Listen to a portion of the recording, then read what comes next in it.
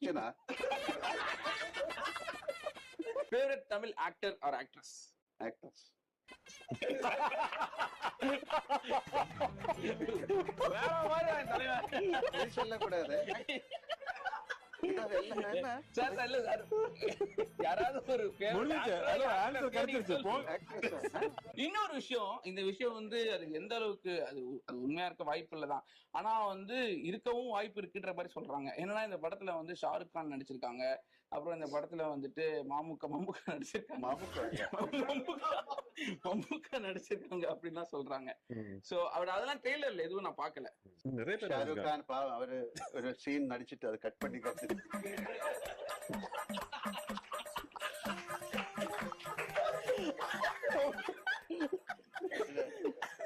Deleted சீன்ஸ்ல பண்றோம். அதுல இருக்கு.